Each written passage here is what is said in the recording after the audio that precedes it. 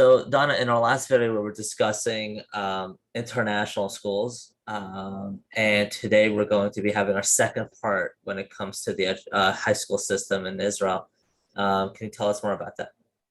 Sure. So today we're going to talk a little bit more about the practical parts of high school. How does it look like for a student that is going to integrate the Israeli system? And what kind of examinations is he going to take at the end of the high school period, and so on and so forth. So let me just share again my presentation so that we can have it all, pretty easy to understand. Sorry, that skipped a little bit. So here, what we're going to talk about specifically today is the Baguyot. Bagut is the national matriculation examination that you take at the end of your high school period. The high school period is 3 years, right? The 3 years are called Yud Aleph, and Yud Bet. And those are the preparation years towards the Baguyot. Baguyot then is the series of exams that you take at the end of it, okay? And that's the one that is going to allow you to integrate into the next academic step, which is the universities part, or the tertiary higher education. So let's go through a little bit of details on it, and then I'm going to explain each part. First of all, the exams are actually taken throughout the 2 last years. It's not like you get to the end of high school and then you take all of the exams. You do a few throughout the years. Then the subjects that you study usually in high schools in Israel are divided into different modules, right? Or different levels. So that is from 1 to 5 yechidot. Let me explain this particular system. Yechidot is a units measurement system that establish the level of studying of each one of the specific subjects that you study. Either you study Hebrew language, English language, mathematics, Jewish studies, literature, all of these are the mandatory ones. Then you have biology, physics, all these different other topics that you can choose afterwards, okay? So the Yechidot is what measures the level that you're studying the specific subject at, right? So it starts from 3 Yechidot. It could be 1 or 2, but those are for only specific modules.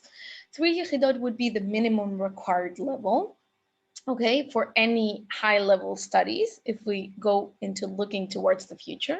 And then you would have 4 or 5 Yechidot are the higher levels of studying, and that would give you an option to open a lot more doors towards university, okay? So the So good news. so just to ask a question on that. So it's like a ranking system, meaning like if you score like 4 or 5 yechidot, then like it's a higher grade. You would take 4 Yechidot, that would be the level that you're taking, and within that level, you would get a specific grade at the end of the course. Oh, I see. Meaning like the level of the test. It's like a difficulty level. Exactly. It's how Okay. much, like how speedy are you in your specific topic, or Mm. let me explain the good part about this. Each student decides and chooses at what level do they want to study each one of the subjects. So let's say that your kid is good in maths, right? They may choose to study maths at the 5th level, which is a fast-paced one, more advanced level, and your child will be able to develop that quality of his a lot more than if he went to a classroom that is of the 3rd level, right? So he can choose exactly where to place himself and where to get advanced a little bit more than in other subjects.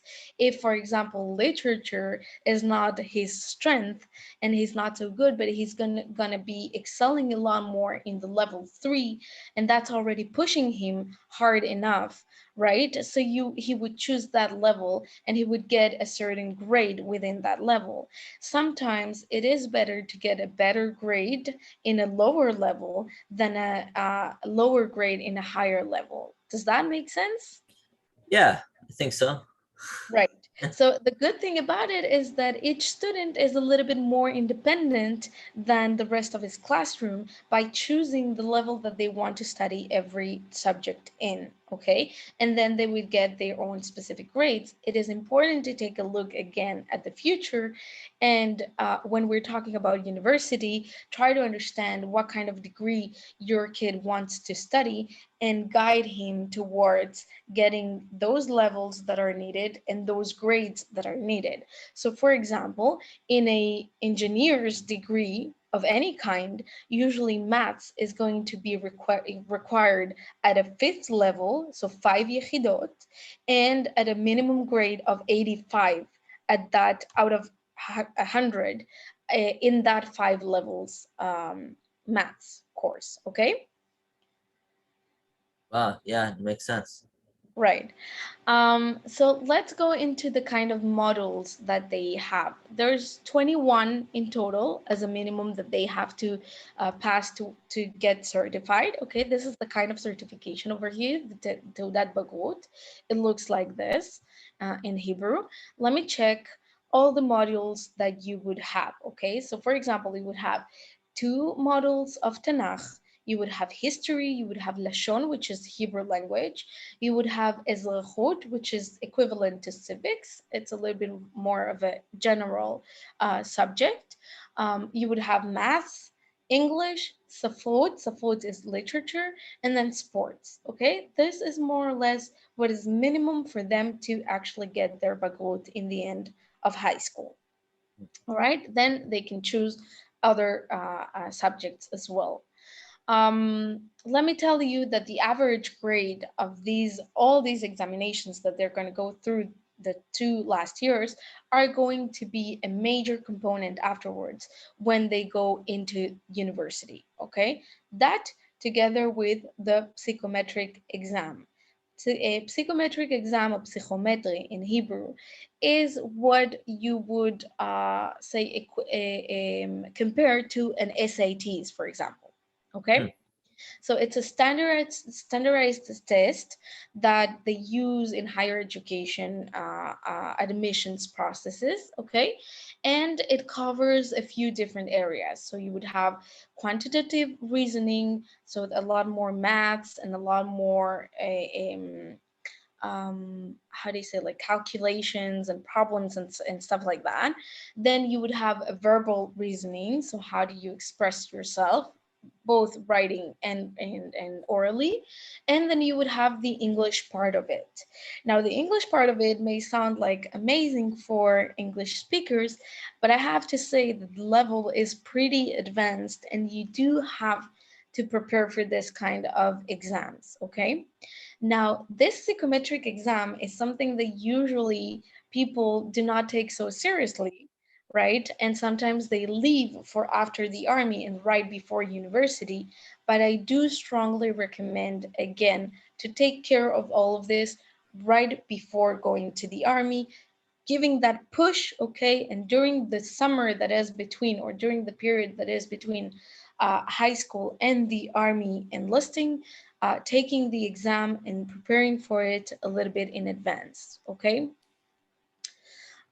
So that is that. And also another thing that is important to understand about the psychometric exam is that you can take it in any language that you want. So either Russian, Arabic, Hebrew, French, Spanish, English, whatever you decide to.